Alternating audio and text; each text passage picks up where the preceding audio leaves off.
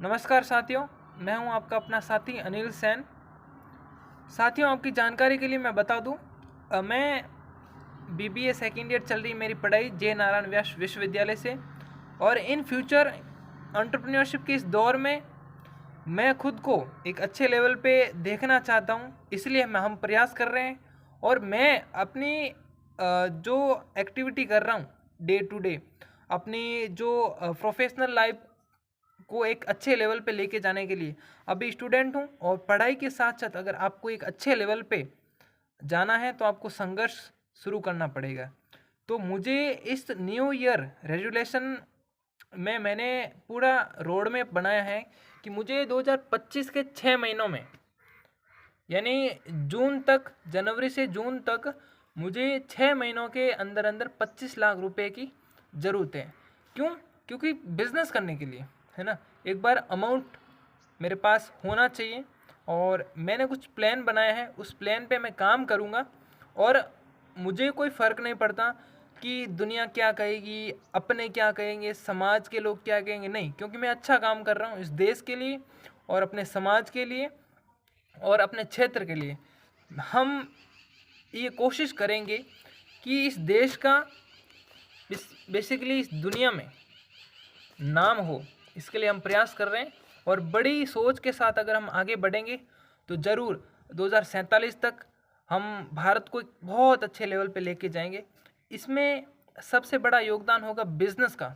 Business जो entrepreneurship के इस दौर में, एंटरप्रेन्योरशिप का जो कल्चर चल रहा है अभी राजस्थान में, आपको पता होगा राजस्थान राइजिंग नाम से जो प्रोग्राम हुआ था उसमें लगभग 35 लाख करोड़ रुपए की इन्वेस्टमेंट राजस्थान में होने वाली। तो इस उभरता राजस्थान में, राजस्थान हमेशा से वैसे वीरों की धरती रही है, तो राजस्थान में बहुत स्कोप है। इस वीरों की धरती में जन्मे हम, वीर भावना से हम इस राजस्थान को बहुत अच्छे लेवल पे आगे लेके जाएंगे। राजस्थान में बहुत स्कोप है। मैं बात करूं जैसलमेर, बाड़मेर की, तो यहाँ पे काफ़ी सारी अपॉर्चुनिटी है। वो चाहे क्रूड ऑयल की हो, रिफाइनरी की हो, सोलर प्लांट की हो, तो क्योंकि यहाँ पे संभावना है। और इसके लिए सरकार भी वहाँ पे नए नए प्लानिंग कर रही हैं, नई नई परियोजना ला रही हैं। और काफ़ी जो स्थानीय व्यापारी हैं वो भी कहीं ना कहीं मेहनत कर रहे हैं कि इस क्षेत्र का विकास हो, है ना। तो जो सरकार और लोगों की सहमति से या फिर जो इन्वेस्टर्स हैं उनके हिसाब से जो वो अपना काम कर रहे हैं, इस क्षेत्र की तरक्की के लिए कर रहे हैं। रिफाइनरी जब पूरी तरह से बन जाएगी, अभी प्रोसेस चल रहा है, तो आप ये सोचो इस क्षेत्र के युवाओं को रोजगार मिलेगा। तो ये राजस्थान में अपने आप में एक बहुत बड़ी पहल है। तो हमारा मुद्दा था कि हमें एक अच्छे लेवल पे आगे जाना है। तो अगर अच्छे लेवल पे पहुंचना है तो बिज़नेस तो करना पड़ेगा। तो मैंने कुछ रोड मैप बनाया है कि 2025 में मुझे खुद का बिज़नेस स्टार्ट करना है।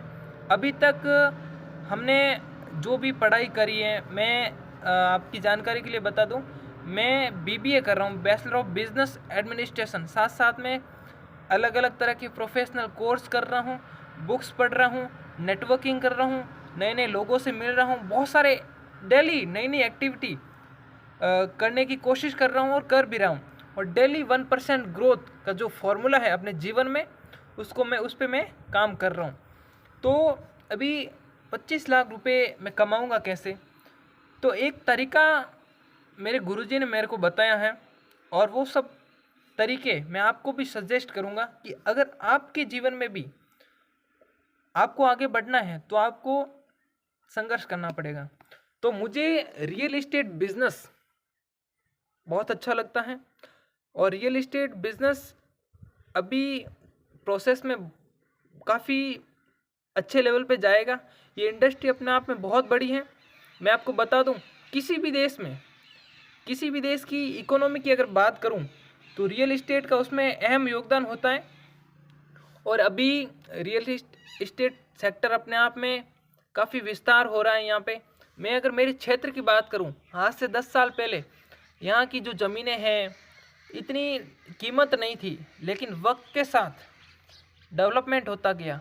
यहाँ पे हाईवे बने, रोडें बनी, सरकारी प्रोजेक्ट आए, यहाँ पे इंफ्रास्ट्रक्चर मजबूत हुआ, तो बहुत सारी जब सुविधाएं आती है किसी भी एरिया में तो उस क्षेत्र की डिमांड बढ़ जाती है, तो उस क्षेत्र में जो भी ज़मीन है उसकी रेट बढ़ जाती है।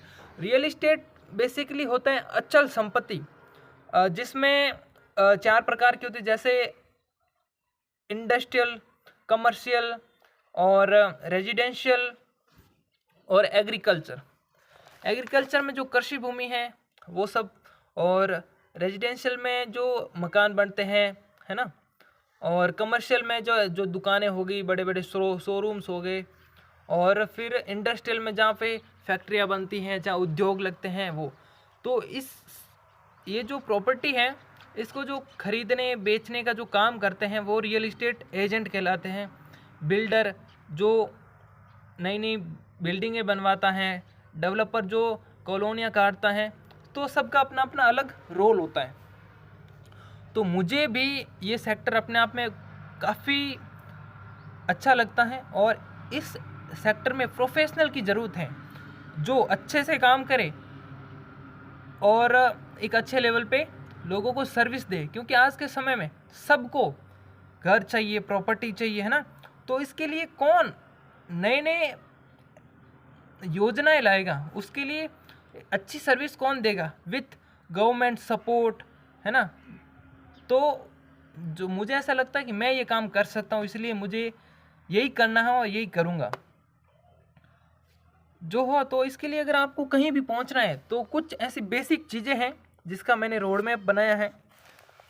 सबसे पहले तो प्लानिंग करनी पड़ेगी, और मैं आपको बता दूं अभी मैं ये वीडियो जो है छत पे शूट कर रहा हूँ, इसलिए क्योंकि आज मौसम बहुत अच्छा है और मेरे को 2025 शुरुआत होने से पहले मैंने प्लानिंग करी है, और इसका अब मैं कंटिन्यू अनुशासन से इसका पालन करूँगा। तो सबसे पहले अगर आपको कोई भी अमाउंट आप लिख लीजिए, पूरी प्लानिंग करिए कि कैसे करना है, क्या करना है। तो सबसे पहले एक हाई टिकट प्रोडक्ट आपको लेना पड़ेगा। तो मैंने उसमें लिया है प्लॉट या प्रॉपर्टी कोई भी।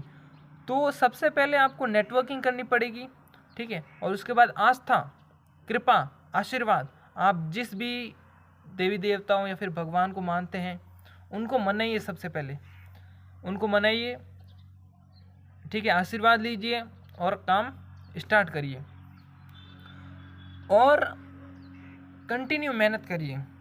अगर मुझे एक अच्छे लेवल पे पहुंचना है, और मेरा जो सपना है अभी 2025 के 6 महीनों में मुझे 25 लाख रुपए की ज़रूरत है। तो इसके लिए मैंने कुछ प्लानिंग करी है कि अगर मुझे 25 लाख रुपए चाहिए, तो मेरे पास कुछ नहीं है, अभी स्टूडेंट हूँ, ठीक है, और संघर्ष कर रहे हैं, जाहिर सी बात है। तो मुझे कम से कम 50 प्लॉट बेचने पड़ेंगे, और उस प्लॉट की कीमत लगभग ऑन एन एवरेज अगर बात माने तो 10 लाख रुपए का एक प्लॉट हो सकता है।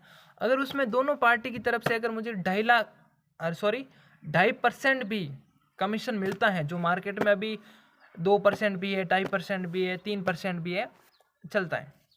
मैं नॉर्मली 2.5% मान के चलूँ तो पर प्लॉट मुझे जो है लगभग दोनों पार्टियों से मेरे को 50,000 का कमीशन मिल सकता है।